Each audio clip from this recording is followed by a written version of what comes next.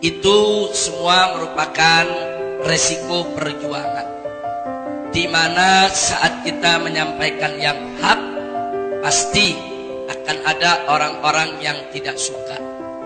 Jangankan kita, Nabi kita tercinta Sayyiduna Muhammad Sallallahu Alaihi Wasallam adalah manusia yang akhlaknya paling mulia, manusia yang sikapnya paling lembut, manusia yang tidak pernah mengganggu orang lain, manusia yang di dalam berucap kata tutur sapanya begitu santun. Tetap beliau dimusuhi, beliau difitnah, beliau dicaci maki, beliau diperangi, bahkan beliau diusir dari kota Mekah, dan berapa banyak pihak yang ingin membunuh beliau, saudara. Nah, jadi pertanyaannya, kenapa Nabi dimusuhi? Apa karena akhlak Nabi tidak baik? Bukan. Kenapa Nabi dimusuhi? Apa karena Nabi mengganggu orang? Bukan. Kenapa Nabi dimusuhi? Apa karena Nabi keras, ekstrem? Tidak. Kenapa Nabi dimusuhi? Karena Nabi menyampaikan yang hak. Kenapa Nabi dimusuhi? Karena Nabi mengajak manusia kepada kalimat La ilaha illallah. Nah, jadi kalau Nabi saja yang begitu mulia, begitu santun, begitu ramah, tidak luput, saudara, dari fitnah, dari caci maki, saudara, dari permusuhan, dari kebencian, apalagi kita yang banyak kekurangan. Makanya Al-Imam Syafi'i radhiyallahu ta'ala anhu, ketika ada muridnya melapor kepada beliau, kata sang murid, "Tuan guru, ini banyak orang yang bicara begini, bicara begitu tentang Anda. Ini banyak orang yang menjelekkan Anda. Ini banyak orang yang bersuara miring tentang Anda. Nah, bagaimana menurut Anda?" Ini pertanyaan sang murid kepada Imam Syafi'i. Kemudian apa kata Imam Syafi'i, saudara? Imam Syafi'i mengatakan, "Qad qila anna Allaha dzu waladin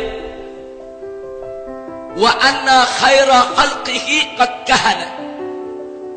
Ma salimallahu min sabbil bariyah wa nabiyul huda.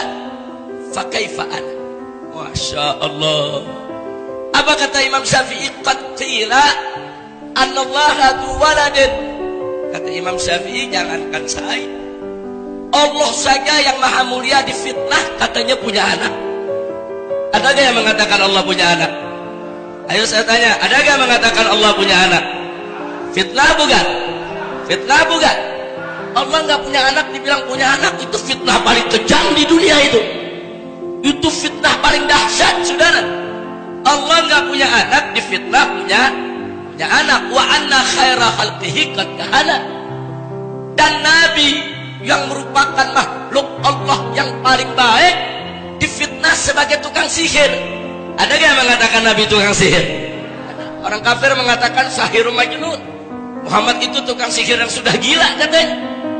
Jadi kata Imam Syafi'i, kalau Allah saja yang maha mulia difitnah katanya punya anak, Nabi makhluk yang terbaik difitnah katanya tukang sihir, masalimallahu min sabbil bariyah. Kalau Allah saja yang maha mulia tidak luput, tidak lolos dari caci makinya manusia, wa nabiyul huda, begitu juga Nabi Muhammad tidak luput dari caci maki manusia, fa kaifa ana, bagaimana saya?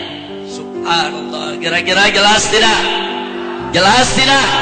Jadi kalau Allah saja yang maha mulia difitnah, apalagi kita, saudara. Kita banyak cacat, banyak celak, banyak kurang, gampang betul orang mau cari kekurangan kita, betul? Allah yang gak punya kekurangan masih difitnah, apalagi kita yang banyak kekurangan. Kira-kira jelas tidak? Jelas tidak?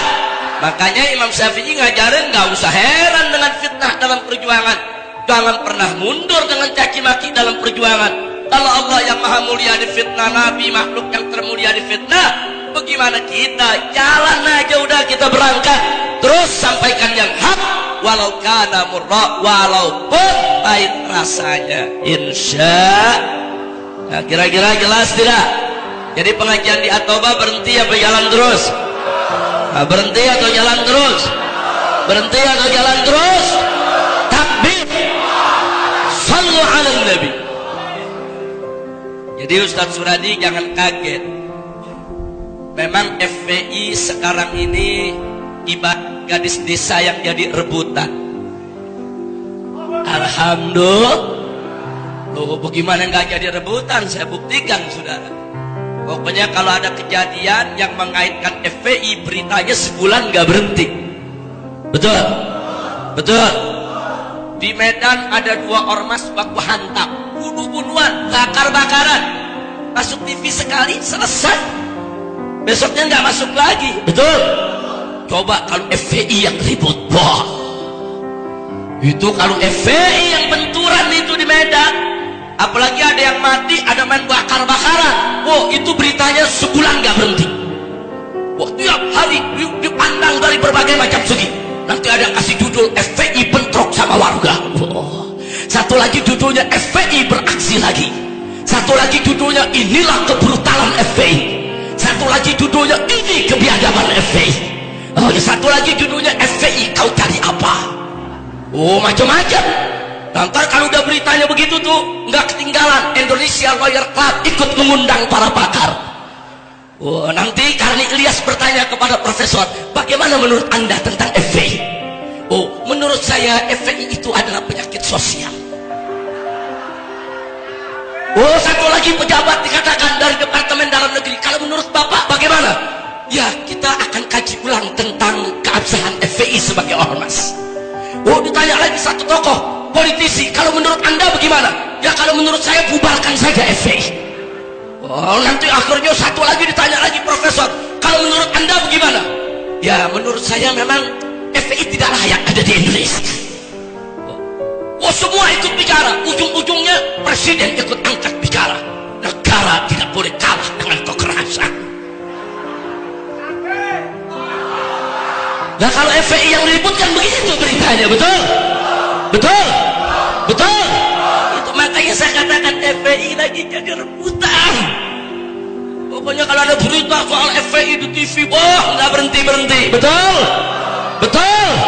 Tapi nggak ada urusan, kita jalan terus lurus.